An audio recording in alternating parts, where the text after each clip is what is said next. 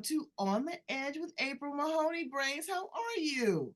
You're back at the spot, your favorite place, the podcast, where the conversations are pointed, the guests are sharp, and the responses are never dull. Today, we are going to talk to Linda Colasanti. Brains, I share this story because I'm not ashamed of it. I grew up and I had a challenge with dyslexia. It wasn't a severe challenge, but it was a challenge. And my daughter ended up with it as well. It was hard for me to sound out words. It was hard for me to spell sometimes because I transposed my letters.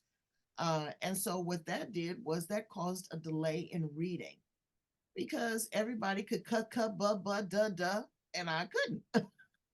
And then you have trouble in school because everybody's reading faster than you or their comprehension is a little bit better than yours.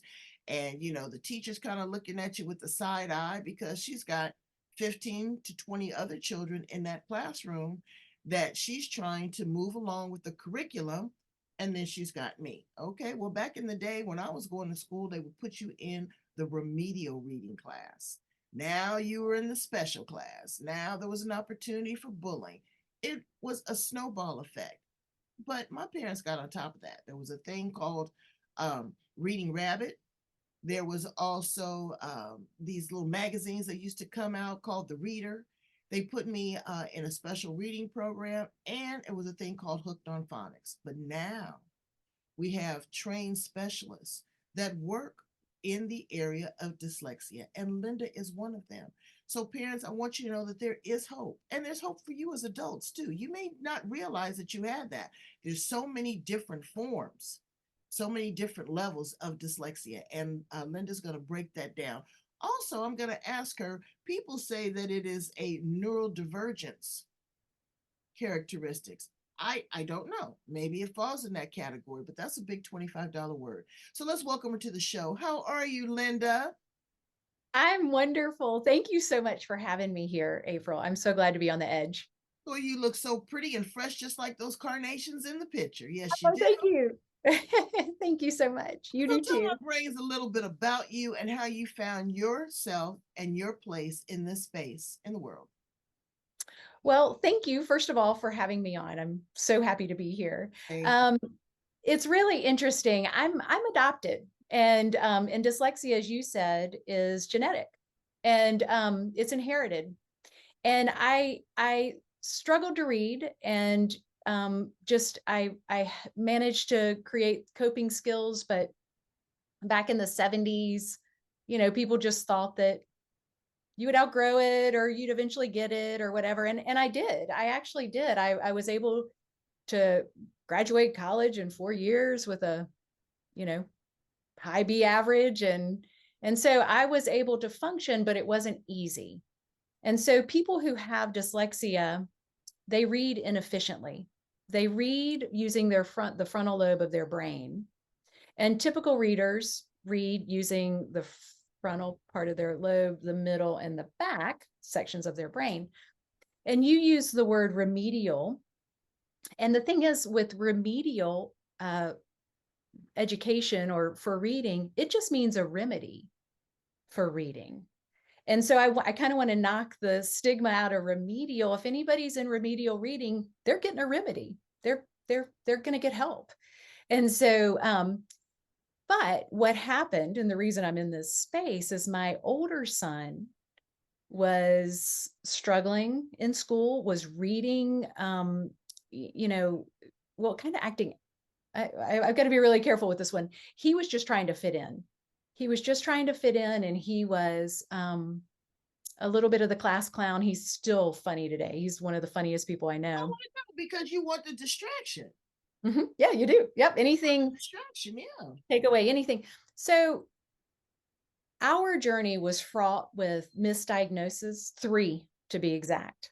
And we ended up getting a 4th and final diagnosis. And when the child psychologist said, you know what, he has dyslexia and he's very intelligent. And when I heard that, we knew exactly what to do. He just needed explicit instruction. And so many people aren't able to get that initial screening or that initial diagnosis. So it did not need to take as long as it did to get the help that he really needed.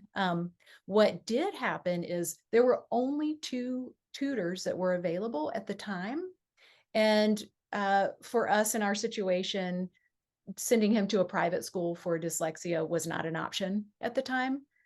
So I rolled up my sleeves, and now I'm certified in 3 different what's called Orton-Gillingham curricula. Wow. What I would call it. But I took matters into my own hands, and Absolutely. I took law courses so that I knew what our rights were. I also did a year-long practicum to become a dyslexia screener. And this actually was all done before it was placed in the DSM-5 as a medical condition. Now it's a medical condition. The thing is, though, is that you can be identified as someone who's struggling to read. And I'm not saying you don't need an official diagnosis. I am saying, though, that if you do get screened and there are red flags, go ahead and start getting help. Absolutely, because self-esteem, self-worth, and carrying on with the curriculum. The school system right now, and I'm not knocking teachers because you're my I, favorite people on the planet. yeah, And you do the very best that you can. Nobody signed you up to be the mass monitor. Nobody signed you up to be the bulletproof vest. I Nobody agree. signed you up to take the jab. I get all that. You signed up for something very different. And so I think about what you're doing. However, if I had a child, I was with 4 young kids yesterday. Oh, girl, they wore me out. Because I wasn't used to being with little people, but I looked at each one of them, and one of them is doing, great. She really has a challenge. She's taking some medication, but she got an A in her math. She got an A in her English and an F in art. And I'm Hmm. like, yeah. And I'm saying, that's when you just don't want to apply yourself. When you just get an F in art, you're just sitting there like lunch meat. But I looked at the different dynamics, and I'm thinking about the school system now. I don't know. I would probably be a homeschooler. I put my daughter in private school, and come to find out she was in one of these combination classes, 4th and 5th. And they would say, Chanel, why are you so distracted? Why are you doing something totally different when we're supposed to be reading and this, that, and the other? She finally came to me and she said, Mom, she says, I don't get it. She says, I don't read as fast as the other kids. And it feels like somebody's hitting me over the head and I'm kind of spinning around. Well, she was getting dizzy. She couldn't see the board. Nobody ever broke that down. They were quick to want to diagnose her with ADHD or ADD. And I have no Same. problem if that is the case. I said, but she's not experiencing any of these characteristics when she's at home, Sure. when she's with you and at this particular time of the day. Long story short, we put her in a program called Sylvan Learning Center, and it was expensive, but they helped us diagnose it. And I tell you, within 6 months, it completely turned her life around. And now she will read an 800, 900-page book with joy and zest and zeal. It takes a lot for a parent to figure out what's going on, and it can take a lot in a family because this one child is being disruptive. If you have more than one child, the other children are saying, why is this one getting so much attention? He's the bad one. Or it takes a toll on relationships between husbands and wives because, you know, one or the other, I don't want to pick on men, but men normally, but men kind of, they don't get it if their child has a disability, if they're physically disabled, mentally disabled. The mother is pouring all that she has to try to figure out what's going on, and it can cause a rift. Did you find any of these symptoms, to go on in your household or with your family? Well, my children's dad and I are no longer together. And so I definitely felt an urgency, um, where I believe that my ex-husband maybe felt like it was going to get better or go away. I don't want to throw him under the bus or anything like that, but it did, I was so busy advocating. I actually helped form a grassroots movement called Decoding Dyslexia North Carolina, and I led that for 6 years. And so as I was gobbling up as much information as I could about dyslexia, I started to really learn would happen if a child was not given proper instruction. We have two sides of the same coin, and one is we have these extraordinary people like Steve Jobs, and then we have these other individuals who are in Rikers Island with dyslexia. And the only difference between the two is an identification or a diagnosis, and then the resources to get the help that they need. Because dyslexia does not discriminate, has nothing to do with your gender, your socioeconomic level, your background of any kind. And the only thing that stands in the way of becoming the full expression of who you are is proper instruction. But it starts with an identification. So that's why I'm so passionate. I'm still passionate. It's been 13 plus years. My son is 22, and I talk about them a lot because they're kind of my first case studies. I didn't know how this would go. It's kind of a lot like a longitudinal case study that I did with them. My older one is now 22. My younger one is 17. Both finished the requirements to graduate from high school an entire year early. And both, my younger one is currently in the process of doing something called dual enrollment. And so he's still officially in high school, but he's taking college classes. Mm-hmm. And when he goes to college, he'll enter in as a first year sophomore. Wow. And my older son did the same, and he graduated an entire year early. He's been out living on his own. He lives on the water, and he's a big boy now, but he's been out on his own for the last year, an entire year in advance. So my children had dyslexia. They did, and they do. You know what? And I'll say this, I see how you talked about the different categories very gently, and I appreciate that. But I want to be very upfront. It's access. It's access. It is access. Okay? And you look at some of these schools in some of these communities, there's no access. No. Okay. So that is where the challenge is. And ignorance. Ignorance is not a dirty word, Brain. Ignorance means not knowing. It is. That's right. And if your parents don't know, and then when they figure it out, there may be a problem that has arisen. It has to be, because that's when they identify with it. You have them in these substandard schools that don't have the access to great programs like Decoding Dyslexia. What do these parents do? What sort of resources are out there for these individuals that say, hey, maybe I can have my child tested? Oh, what they need to do is contact me, and I will screen them. I'm not a doctor, so I can't diagnose, but I can screen them and let them know if I see anything that needs either. They can do two things. They can take immediate action and start getting their child the help they need, or they can take it further, and they can go to the school, ask the school to evaluate their child. I can also show parents how to do that. Or if they feel like, well, this is for the people that don't have access. So if they don't, that's really what they need to do. I am in the process. We talked about this a little earlier. I am about to launch a beta community addressing exactly what you're talking about, because there are so many people. I just received a text just yesterday, and I get it all the time. All these text messages, people just don't, again, to your point, have the access. And it starts with the screening. It starts with the screening, and there are 4 pillars that make an individual with dyslexia successful. And April, I get the sense that you did it automatically for your daughter, and I think your parents did it for you as well. And so, but we talked about self-esteem, and when the children are starting to act out, that can be a clue. Now, the girls who have dyslexia, by the way, dyslexia impacts boys and girls 50-50. It's just that the boys tend to be a little louder about it.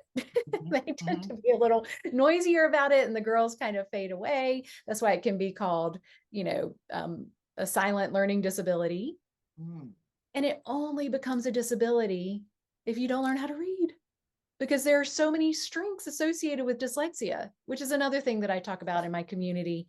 So Wait a minute, this is something that you said is that reading now, I don't know, everybody is like, and I've gotten a little lazy with my reading. I'm doing better now.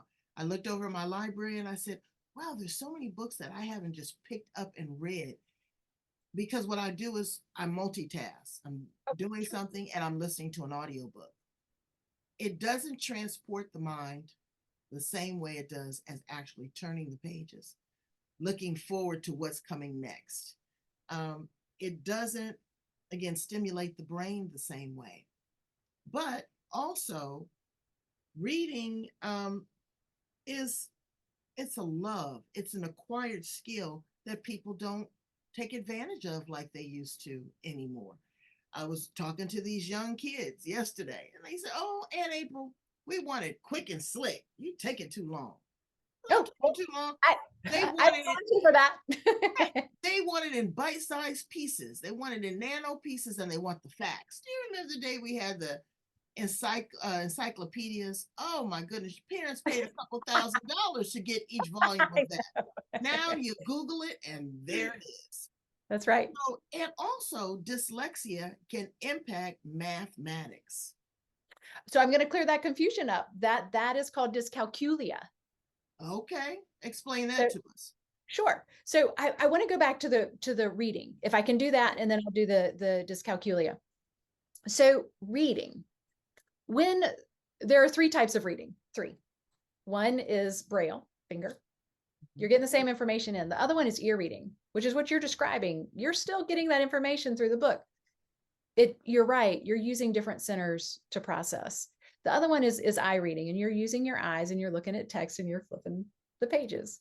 Now, when you use something that's called basically multisensory and you're getting it in your ears, your ear reading, and you're looking at the book and you're flipping the pages, you're basically getting that information through two different modalities, meaning your eyes and your ears.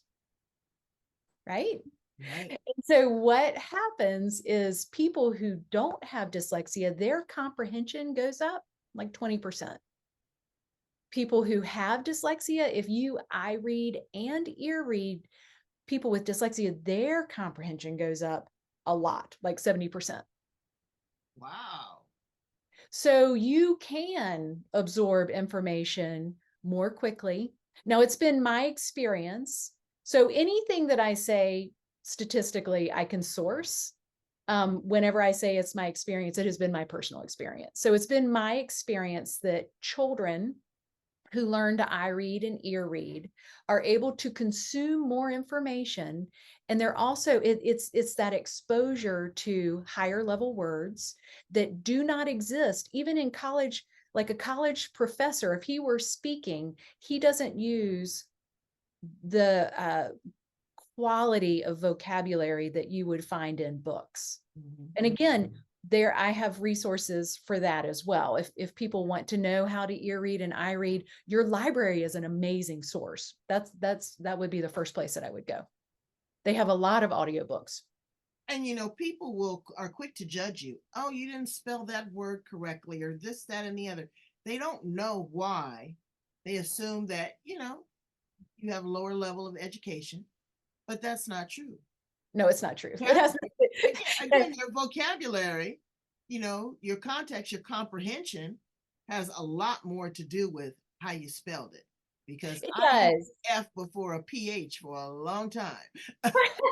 And I had to get it together. That Y and that I, that drove me crazy.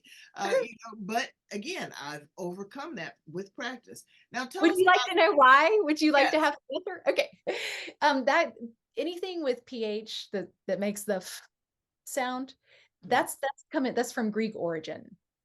Okay. Anything with the Y, it acts like an I, that's also Greek origin. So anytime you see the word phone or gosh, why am I coming up? I'm having a hard time coming up with anything with PH making the F sound. But anytime you have a Y, like or philosophy. philosophy.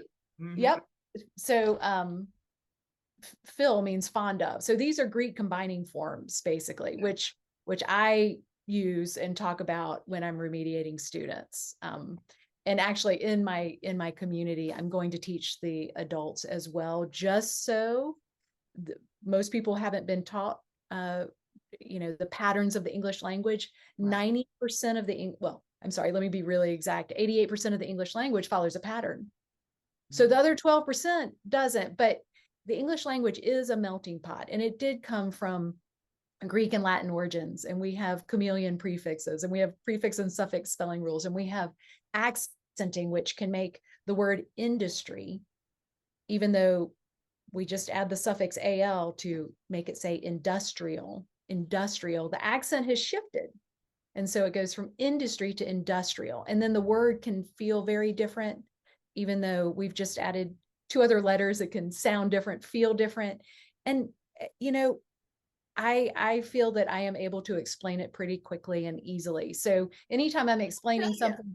I went to a pretty cool school, but I don't, and I'm, as you say that, I'm thinking about, did they really go into explaining the origin of the words? Yeah. Where there's other schools that, you see these kids and these spelling bees, and they will tell them, okay, this word is the origin of blah, blah, blah. And they get it. Yes. They They know how to understand the spell it. rules. Sure. Exactly. And they know how to spell it. Yeah. Tell us about dyscalculia. Yeah. So it's called dyscalculia. And wait, let me say it. Dyscalculia. Yes. Okay. Yes. So I'm going to go to dyslexia. Dys, D-Y-S. You see that Y in there? That's Greek. It's actually a lot. So it means difficulty with. Difficulty with. And lexia means language. So literally dyslexia came from those, really it's a Latin prefix, dys, and it really means difficulty with language, difficulty with language. And so dyscalculia means difficulty with calculations, meaning math. Okay. So a lot of people, dyslexia was just kind of an umbrella for all those terms, but they really are different. And if you can get accurate, then you know what your child needs. If your child is struggling with word problems because they can't read, then that's dyslexia. If they're struggling truly with math computations, then that's dyscalculia, something different. Right. And you know what? Where I find that they intersect and they parallel is comprehension, understanding. Because my daughter's math was being affected by her reading and not understanding, comprehending the words, the sequence of words, how you put it together. Absolutely. Once one changed, the other one. Absolutely. Right in line. So there is some sort of synchronicity in a way between the two. And what is school? Math and English. That's the basics. And American students are far beyond the pale than we used to be. We used to be the leaders around the world. And now we're really focusing on STEM. We want our children to go into more science, technology, engineering, mathematics. Young women, I get that. But if we don't start at the basics, we have to have a foundation. Yeah, it's hard to turn around when they get into the peer pressure influence of 13, 14, 15. They say, why bother? Let's just ditch. Absolutely. Let's not go. Then the child doesn't show up for 3 or 4 weeks. Then they're behind with everyone else. I totally understand. I've seen it happen. So what are a couple, again, a couple key things to look for if you think that your child might be struggling with dyslexia? So what I recommend, because there are different symptoms at different ages, and what I really recommend, if someone is listening to this, I recommend that they go to Yale. Oh gosh, what's the website? And of course, I'm pulling it away from my website, but that's okay because there's so much information out there. And Yale dyslexia, if you typed in Yale dyslexia, you would have the proper website. And we're they definitely go to your website to, well, I did. I do something, what I do is I help people get as many free resources as possible. And then I take it from there and I help them really make their child whole so that they can create uh, this stability within their their system so that they can express themselves fully and completely and be the people that we need them to be. Our youth will be our leaders tomorrow, and we need them to be educated, to do critical thinking, to work together, to collaborate, to be educated. um, And to be kind human beings. well, And that too. well, and accept people where they are. Everybody is not going to be, a scholar. Everybody is not going to be an indigent either. Mhm. Love So people, figure out where they are at that point, and parents, you know, try to pay attention, ask questions, go in the classroom and just sit there and observe, work so with there the teacher. I was about to say, I'm going to go ahead. So at a very young age, preschool, kindergarten, if students are starting to act out in class, and these are really, if they're having a hard time sounding out words, rhyming, even tying their shoes, telling time. I know all of this kind of seems ambiguous, but the reason we need to pay attention to this is because these are signs. These are signs. Now, as a child gets older, and the reason I told you to go to Yale is because they really break it down every 2 years, what to look for very specifically. And as a child is going into middle school or becoming a teenager, they may have what's called stealth dyslexia, and they may have been able to get through using their coping skills, but now they're starting to act out because the curriculum, the tempo has increased, and they want to, as you say, ditch, they want to skip, and they're finding other things that could be more lucrative even, than going to school. So, and they just don't have the tools and the resources. And the thing is that those students who have dyslexia, or they discover that they have dyslexia in middle school or in high school, they may be reading, like I said, the frontal part of their lobe is just inefficient. And so there is a way to fill in those gaps. There are so many different And things we can again, communication, patience, and love. do. Mm-hmm. You know, that's what I learned at the Sylvan Learning Center more than anything is a reward for effort. Mm-hmm. They may not get an A on the test, they may get a C, but all year long they've been getting D's and F's.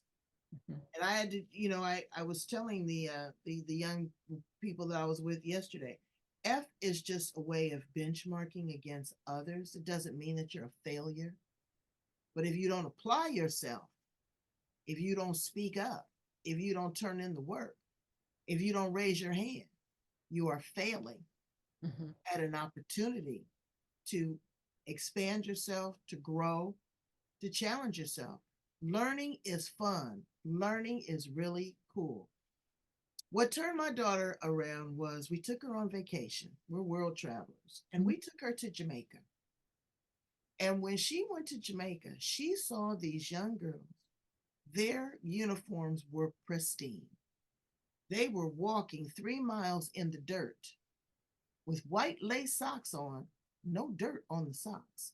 They took great pride in putting on that backpack and going to school, to have the ability, the opportunity to leave a shanty shack, to walk 3 miles um, in whatever condition it was, to go to school, to raise their awareness, to possibly do better for their family, to do better for themselves, to learn a foreign language. It was unbelievable. And when she came back, she watched that for like 2 weeks. When she came back, she was a totally different person. She would come home. She was going to a parochial school. She'd get her uniform out. She, shared with the students what she went through. But when she looked at her books, she looked at them a lot different. And then she started going to this reading program, and they taught me to reward her for her effort. And it all came together. And it wasn't rocket science, brains. It Yeah. didn't take a whole lot, but it did take observation to pay attention. You have to be Oh, present. tell us about your beta program. What do parents have to look forward to in joining that community? I have over 13 years experience, and Wow. I've raised two boys that are very successful. So I'm really excited. And I led a grassroots movement for 6 years. I advocated at a national, state, and local level. We passed the first dyslexia law in the state of North Carolina. I I talk to parents all over the place, whether it's in preschools or churches or libraries and online. And I know how to remediate students. And I just have all this information that I want to share with people. And I wrote a book, and I also created a course. And I actually created a course a year ago, and two of the pillars are already becoming outdated because AI is moving so quickly, and even the school system is shifting after the pandemic. So what I want to do is I want to pull people in and give them all this information for a very affordable price, so that's not a barrier to entry to getting the help their child needs, whatever, if it's their child or children, and even the help that they need. So the way I will instruct is, I will teach the parents how to empower the kids. So I'll empower the parents, and which will empower the children. And it will just be a win for everyone involved. It will help heal the family system if there's any struggle.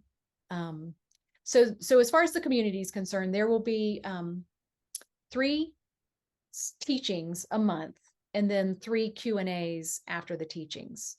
And we will focus on the 4 pillars that I talk about. One is mindset. So the first week will be mindset, advocacy, and self-esteem. And those really all go hand in hand. And if someone that is in my community needs to go do a deep dive with a personal guide to help them through the IEP process, I have partnered with people that can help them do that. The next thing is assistive technology and AI, and to not be afraid of it. It really does even the playing field for those people who have dyslexia, and especially adults. The last one would be basically my learn to read at lightning speed. Which is just, it's not for those students who truly need help with phonemic awareness and those sounds and really need one-on-one attention. It's more for the stealthy people who have dyslexia that just want to learn. When I say dyslexia, who maybe possibly never really learned the reading and spelling rules. And it just doesn't have to be that difficult. And again, I thank you. I thank you for, shifting your career. Your kids had already been through that. Yes. You've already experienced that. But now it meant so much to you, and you saw that there was such a big gap and a big void in the ability and the opportunity and the access, brains, to learn. It's so true. We need to really kind of come together as parents and as adults. And you've done that, and you've poured into them. You've created a program. You've dedicated the last 13 years. You've spearheaded great programs in decoding dyslexia, because it is a challenge, and it's not anything that can cripple you. You need to learn you learn differently. Absolutely. There are so many strengths associated with dyslexia, and Drs. Brock and Frenette-Eide have identified 4. And so actually in my course, so if someone joins my community, they'll get a signed book for free, or with the program, and they'll also receive the course that I created a year ago. And I go in depth about the different strengths associated with dyslexia, but it will also be discussed in the community at length. Right. And so that's what I want you to do. I want you to up level yourself. And you may, as a parent, you may have it too.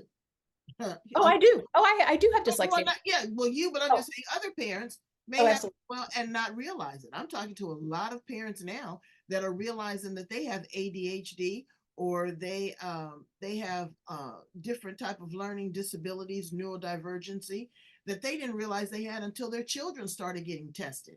And then they said, oh, wow, this is similar. So you teach by what you know.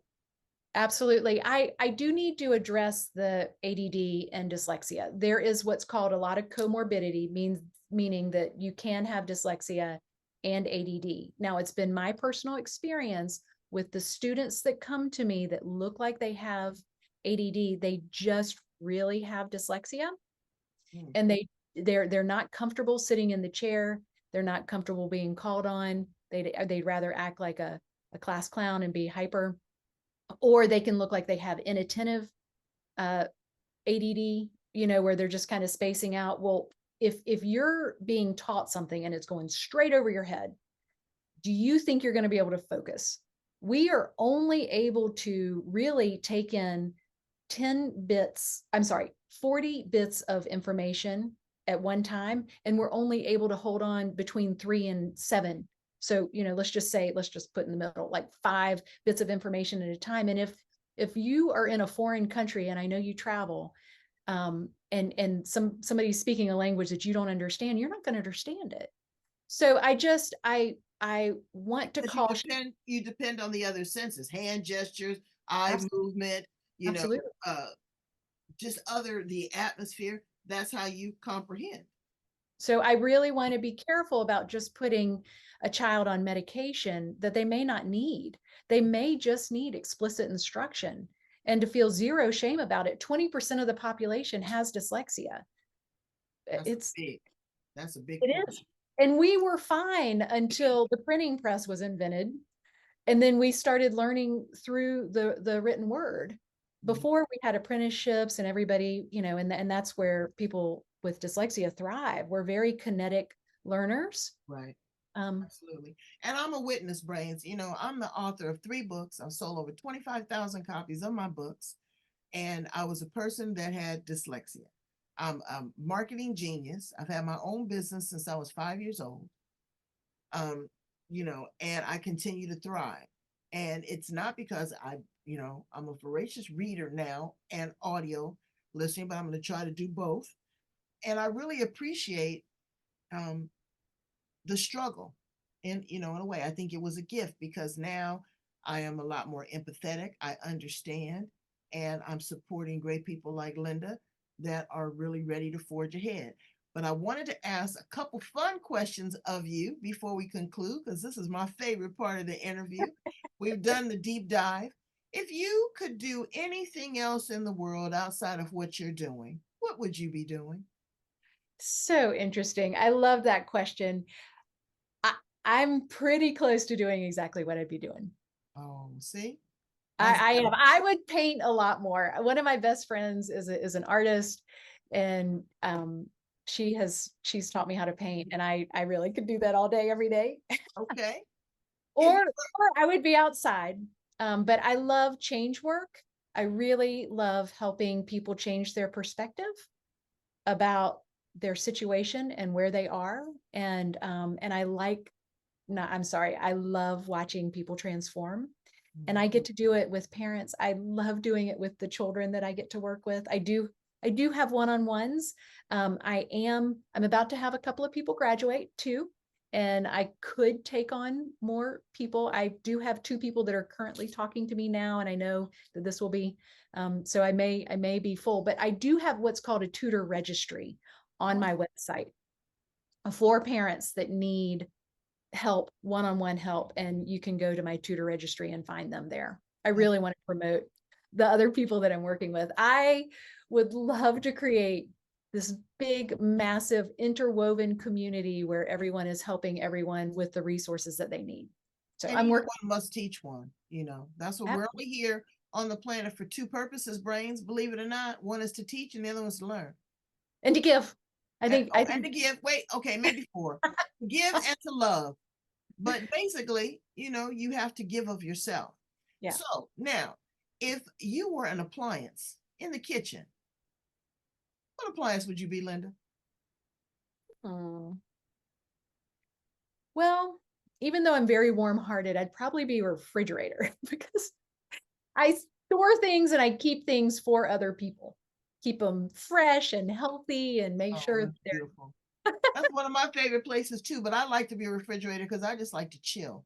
they're yeah. All right, I'll take that on. I just I do. like to chill. If you could time travel, where would you go? Where would you land? Past, present, future, and why?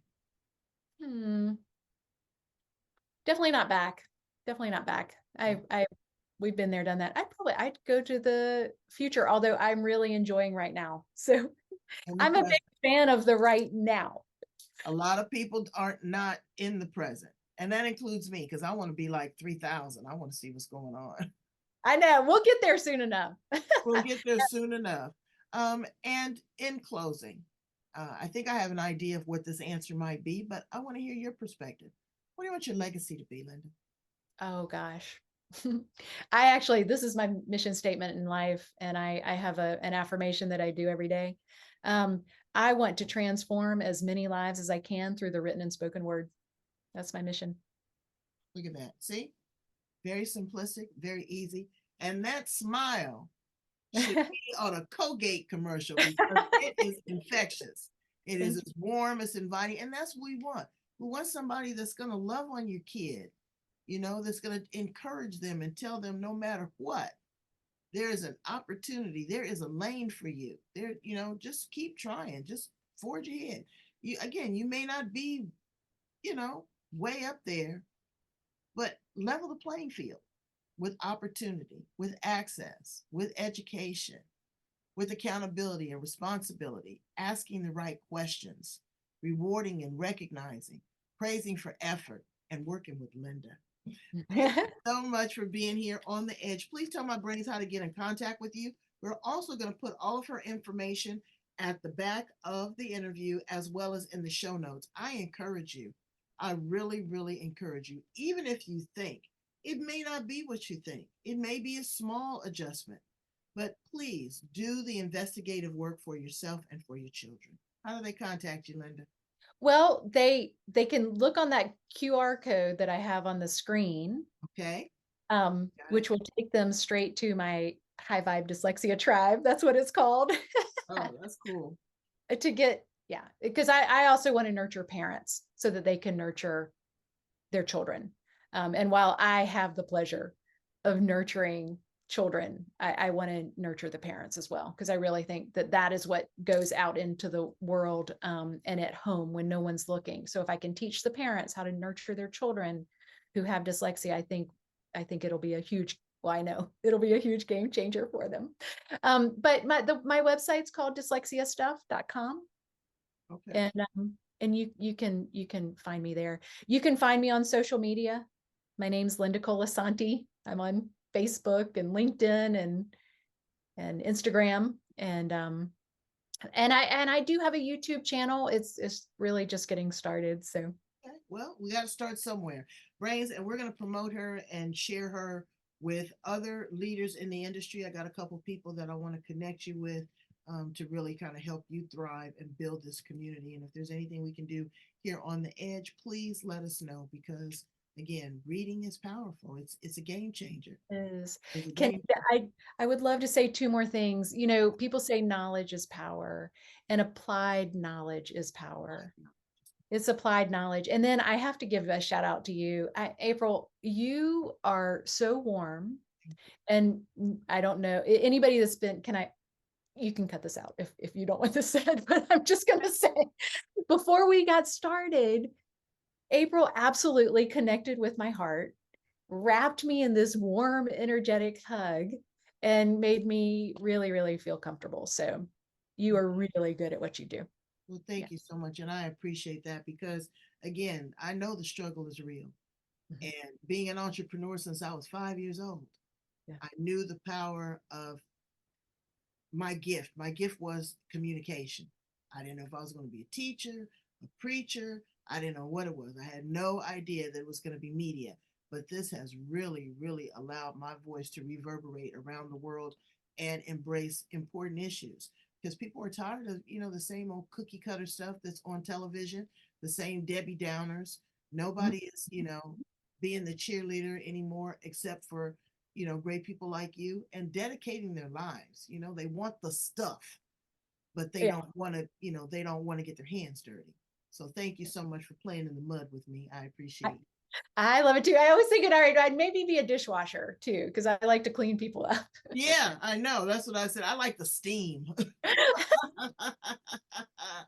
Brains, go in, love, like, share, and subscribe. Go in and show Linda that you appreciate all the things that she's done. Talk to her about what's going on with your kids and you. She's there. And I mean, look at that smile. She's inviting, she's opening the door for you. Again, like I said, there's a lot of communities that do not have access. Yeah. Yes. And now you are a point and a click away. You're right there on your phone right now. You're watching me. You're on YouTube. You're on Facebook all day long. Scroll, stop, and click on something that matters. Thank you so much, Linda. I appreciate you. Come back and see me, okay? Okay. Thank you, April. Bye, Brain.